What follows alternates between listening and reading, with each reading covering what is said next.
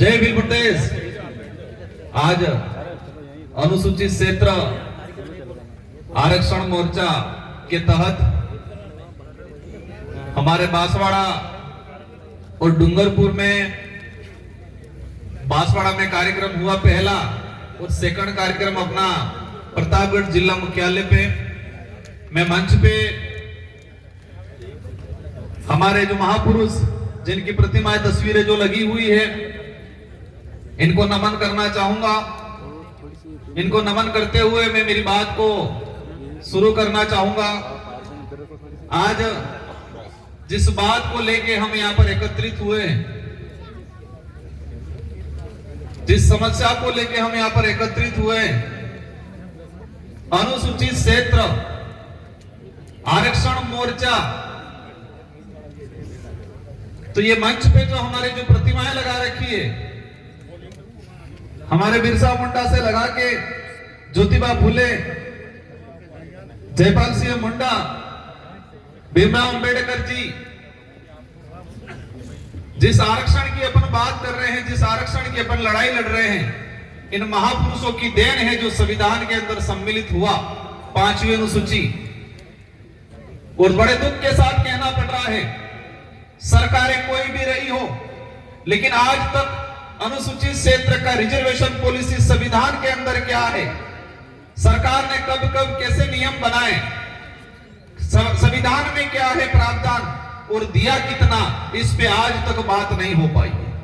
बात इसलिए नहीं हो पाई है क्योंकि हमारा क्षेत्र भोला भाला रहा,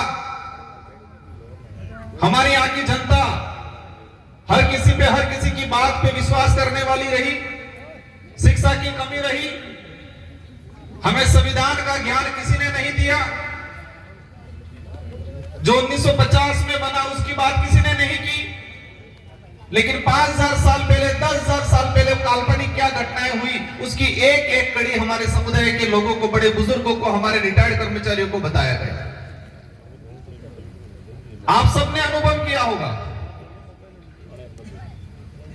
कि हमारे पूर्वज या हमारे बाप दादा भी जो बड़े बुजुर्ग 60-70 साल की उम्र वाले हैं, स्कूल में नहीं गए होंगे, लेकिन ऐसी चीजें जानते हैं जो किसी कथावाचक के माध्यम से, किसी बैठक में सुना, जो 800 साल पुराना काल्पनिक घटना का एक एक कड़ी जानकारी में है, लेकिन संविधान के अंदर हमारा अधिकार किस अनुच्छेद में है उसकी बात किसी ने नहीं की, नहीं हमको बताया गया। ये विचारधारा आई, शुरुआत हुआ 5वीं अनुसूची के संवैधानिक अधिकार, लोगों ने भड़काया, ये 5वीं पास की बात कर रहे हैं। हमारे बड़े बुजुर्ग कहने लगे 5वीं पास, क्योंकि हमारे बड़े बुजुर्गों को 5वीं अनुसूची क्या है वो नहीं बताया किसी ने, नहीं पाठ्यक्रम में पढ़ाया जा रहा है। स्कूलों का जो पाठ्यक्रम है, उस पाठ्यक्रम में ट्राइबल के कितने राइट्स हैं, संवैधानिक अधिकार क्या हैं, वो नहीं पढ़ाया जा रहा है। कहीं पढ़ा भी दिया जाता है, 1 या 2 लाइन में सिमट दिया जाता है। आज बड़े दुख के साथ कहना पड़ रहा है कि हमारे साथ जितना जो अन्याय हुआ है, मैं कई बार कहता हूं कि पहले तलवारों से, तीर कमानों से लड़ाइयां लड़ते थे, तलवारों से, तीर कमानों से अत्याचार होता था, शोषण होता था, लेकिन आज कागज और कलम में अत्याचार हो रहा है हमारे साथ, कलम के माध्यम से कागजों में हो रहा है, और वो हमें एहसास भी नहीं हो रहा है। जब सुप्रीम कोर्ट ने कहा कोटे में कोटा, केंद्र सरकार को कहा, और केंद्र सरकार ने सभी राज्यों पे छोड़ दिया कि राज्य अपने हिसाब से करें। अगर सच में हमारा इलाका वंचित है, उसको रिजर्वेशन देना चाहते तो टीएससी की बैठक बुलाते, सबसे पहले जितने ट्राइबल एमएलए हैं उन सारे एमएलए को बुला के पूछते क्या राय है सबकी। आज तक वर्तमान सरकार ने ट्राइबल एडवाइजरी काउंसिल की बैठक नहीं बुलाई। अब हमारे बड़े बुजुर्गों को ट्राइबल एडवाइजरी काउंसिल क्या है उसके बारे में भी नहीं पता है। वो पता इसलिए नहीं है कि आज तक इसके बारे में चर्चा नहीं हुई। माहौल बना दिया गया कि वो खा गया आरक्षण, वो खा गया, उसने ये किया वो किया।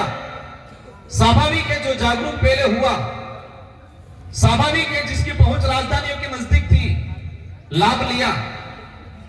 अगर आरक्षण देना चाहते तो लड़ाने का काम क्यों कर रहे हो? बंटवारा होना चाहिए क्षेत्रीय आधार पे। और क्षेत्रीय आधार पे इसलिए क्योंकि ये कैसे चाह रहे हैं, मीणा अलग हो जाए, भील अलग हो जाए, डामर अलग हो जाए, सहरिया अलग हो जाए, गरासिया अलग हो जाए। अब ये बता दिया जाए मुझे प्रतापगढ़ का हमारा भाई जो आहारी है, डूंगरपुर में भी आहारी है, डूंगरपुर का आहारी भील लगाता है, यहाँ का आहारी मीणा लगाता है। क्योंकि यहाँ का आहारी जो मीणा लगाता है वो करौली सवाईमाधोपुर के भाइयों से कंपटीशन कर पाएगा?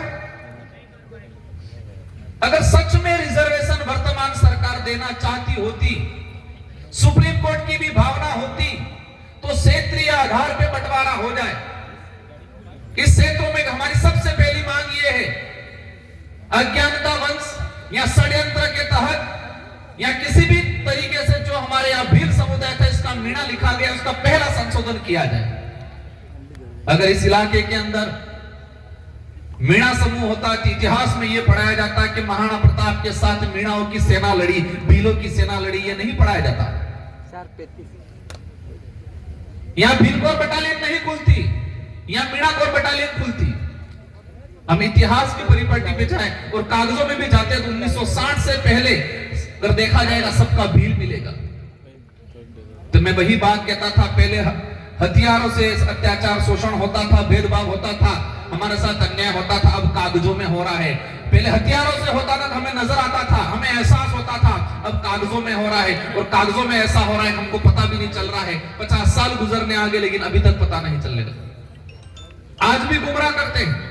हमारी लड़ाई किसी भी पार्टी या किसी से नेता से नहीं है, हमारी लड़ाई सच्चाई को लेके है, हमारी लड़ाई हमारे अधिकारों को लेके।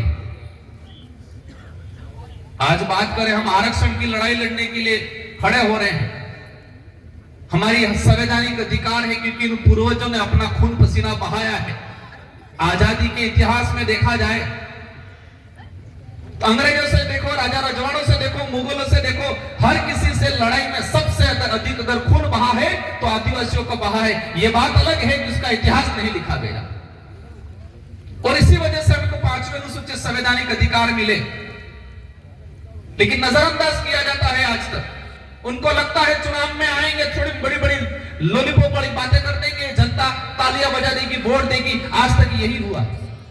पहली बार जनता समझदार हुई। लोकतंत्र की ताकत क्या होती है, वोट की ताकत क्या होती है, इसको समझने लगी। अपने अधिकारों को लेकर सवाल खड़ा करना सीखी, आरक्षण की लड़ाई लड़ना सीखी। अब क्या बोल रहे हैं, जनता गुमराह हो गई है। जनता गुमराह नहीं, जनता समझदार हो गई, सवाल जवाब करना सीख गई है, सही गलत का फैसला करना सीख गई है। इस बात की दिक्कत हो गई है। आज मैं कह रहा था कोटे में कोटा, देश के अंदर कई उदाहरण है। राजस्थान का उदाहरण, सहरिया एरिया। राजस्थान के अंदर एसटी के अंदर 3 प्रकार का डिवाइडेशन है, अनुसूचित क्षेत्र, गैर अनुसूचित क्षेत्र और सहरिया के जो भाई थे, जो वंचित थे, उनको अलग से प्रावधान करके दिया गया। तो राजस्थान में 3 कोटे बने हुए। क्षेत्रीय आधार पे देश के अंदर पूर्वी भारत में जाएंगे, असम में, असम के अंदर प्लेन एरिया और हिल एरिया, समतल इलाका और पहाड़ी इलाका, एरिया के हिसाब से रिजर्वेशन का, आरक्षण का बंटवारा हो चुका है। अगर सच में प्रॉफिट देना चाह रहे हैं, सच में अगर ये सरकारें चाहती है कि इस इलाके का गरीब घर का बच्चा आईएएस अधिकारी बने, तो क्षेत्रीय आधार पे बंटवारा कर दे। बाध्यता लगा दी उन लोगों ने, 40-45, 40%, 35%। हमारे पिछले 2 साल की भर्तियों में हमारे बच्चे नहीं जा पाए, पद खाली रह गए। और ये सरकार कह रही है 2 साल का बैकलॉग है, उस बैकलॉग के अन्य सामान्य वर्ग से भरा दिया जाए। यहाँ पर भौतिक सुविधा उपलब्ध नहीं करा पा रहे हो। हमारे गांवों में उस बैठने के लिए स्कूलें नहीं है, बच्चों पढ़ाने के लिए टीचर नहीं है। एक प्री प्लान देश के अंदर एक माहौल तैयार हो रहा है। सरकारी सिस्टम को खत्म करना, सरकारी सिस्टम इसलिए खत्म करना चाहते हैं ताकि गरीब का व्यक्ति, आदिवासी का व्यक्ति, गरीब घर का व्यक्ति, बच्चा उसका नहीं पढ़ पाए। ये पॉलिसी है। आज कॉलेजों में देख लो क्या हालत होगी। स्कूलों में टीचर नहीं है ताकि नींव मजबूत नहीं बनेगी बच्चे की। अगर नींव मजबूत नहीं बनेगी तो कंपटीशन एग्जाम क्वालिफाई नहीं कर पाएगा। और कुछ लोग कहते हैं कि कंपटीशन का जमाना है, कंपटीशन करना चाहिए। भाई कंपटीशन किसे कहते हैं? एक लाइन में खड़े रहो, एक लाइन में खड़े रह के दौड़ लगाओ और फिर उसको कंपटीशन कहते हैं। हमारा भाई तो 200 मीटर पीछे खड़ा है। एक बच्चा गांवों में उसको स्कूल नहीं मिल रहा है, स्कूल मिल रहा है, किताब पेन पेंसिल नहीं मिल रही है, टीचर नहीं मिल रहा है, और एक बच्चा शहर में रह के कंप्यूटर पे पढ़ रहा है, इंग्लिश में पढ़ रहा है, और कह रहे हैं कि गांव में असुविधाओं में व्यतीत होने वाला बच्चे से कह रहे हैं कि आप कंपटीशन करो। एक बार बराबरी की लाइन में आने दो उस बच्चे को, फिर कंपटीशन क्या होता है वो मजा तब चकाएंगे। देश को मजबूत बनाना है, देश तब मजबूत बनेगा इस देश में रहने वाला प्रत्येक वर्ग, जो गरीब वर्ग और विशेषकर आदिवासी समुदाय जिस दिन मजबूत बनेगा उस दिन देश ये मजबूत बनेगा। इसलिए साथियों, आज आरक्षण का मुद्दा है। सबसे पहले सरकार की जिम्मेदारी है, इसी में हमारे मध्य प्रदेश से विधायक जी पहुंचे हैं, इनका भी हार्दिक स्वागत, अभिनंदन। मैं जो बात कर रहा था, सरकार की जिम्मेदारी है हर साल के अंदर, हर साल में सरकार ये क्लियर करे कि संवैधानिक प्रावधान क्या है आरक्षण का, वर्तमान में क्या लागू है, फिर जनता से सुझाव ले। अगर सच में सरकार इस इलाके में रिजर्वेशन लागू करना चाहती है, और आज रिजर्वेशन की बात कर रहे हैं हम लोग, लेकिन दूसरी तरफ क्या हो रहा है, निजीकरण हो रहा है, निजीकरण, प्राइवेटीकरण। कुछ लोग कह रहे गुजरात मॉडल। हम आरक्षण की लड़ाई लड़ रहे हैं, दूसरी तरफ बैकडोर एंट्रिया। इस इलाके में पंचायत सहायक लगाया 2017 में, लगभग 10 से 15 हजार पंचायत सहायक लगे। 4-5 साल बाद पंचायत सहायक को सरकारी कर दिया गया, रिजर्वेशन पॉलिसी खत्म।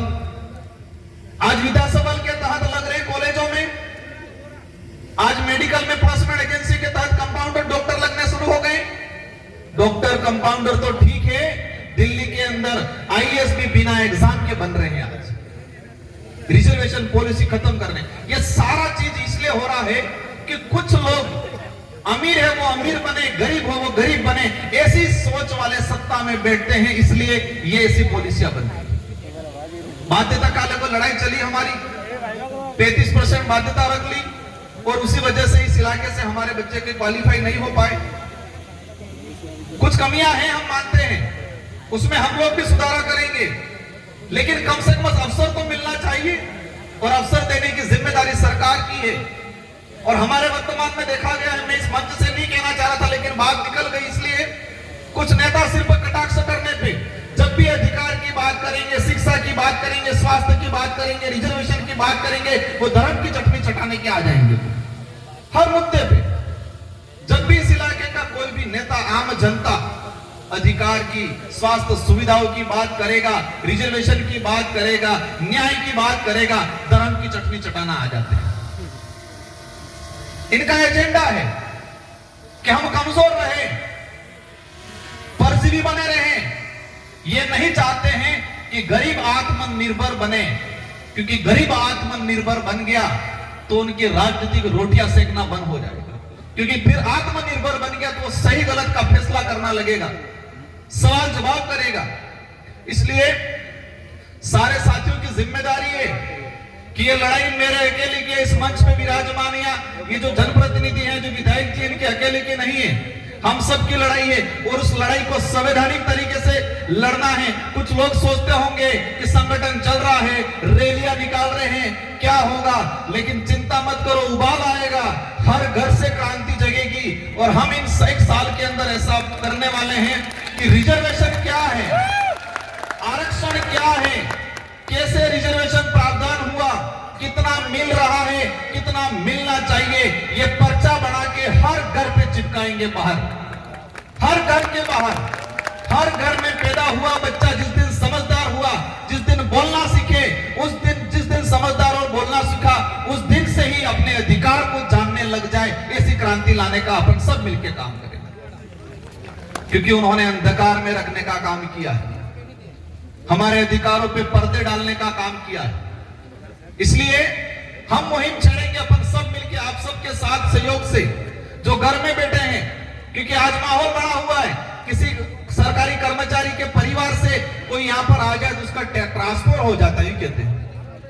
पर एक बात समझना, जितने नेता कर्मचारी अधिकारी को जो न्याय की बात करता है, जो समाज की बात करता है, जो अधिकार की बात करता है, उस कर्मचारी को ट्रांसफर परेशान करने का काम करते हैं। लेकिन जो नेता, जो अधिकारी कर्मचारी को जो न्याय की बात करता है उसको परेशान करते हैं, उन नेताओं के बच्चे, मैं कहना चाहूंगा कम से कम तुम्हारे बच्चे उस काबिल बनाओ जिस अधिकारी को कर्मचारी को परेशान कर। तुम्हारा बच्चा तो बनाओ एखादा कर्मचारी अधिकारी। जितने नेता परेशान कर रहे हैं, इन सारे नेताओं का देख लो कि उनके बच्चे क्या कर रहे हैं। जिस गरीब घर का व्यक्ति मेहनत करके नौकरी लगा है उसको तुम परेशान कर रहे हो, कम से कम तुम्हारे बच्चे को तो बना के दिखाओ एक बार, कम से कम उस काबिल। फिर पता चलेगा कैसे तकलीफ होती है, कैसे बनता है, कितना पसीना आता है। समय हो गया है, आप अपने अनुशासित तरीके से, महिलाएं पहले रहेगी और महिलाओं के बाद हमारे कुछ वरिष्ठ लोग हैं वो रहेंगे, और जितने हमारे जनप्रतिनिधि सारे वॉलंटियर रहेंगे। जितने हमारे जनप्रतिनिधि है सारे वॉलंटियर रहेंगे और व्यवस्थित तरीके से अपन ज्ञापन के लिए जाएंगे। ये शुरुआत है, ये आज ये शुरुआत है, ये क्रांति आएगी, लेकिन आपको किसी के बहकाव में नहीं आना है।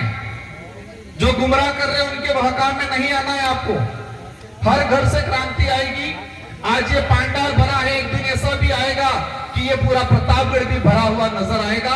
ये दिन भी आएगा बहुत जल्दी। इन शब्दों के साथ आप सबको आभार, धन्यवाद, जोहार, जय भीम। सभी बैठे रहे, एक बार हमारे राष्ट्रीय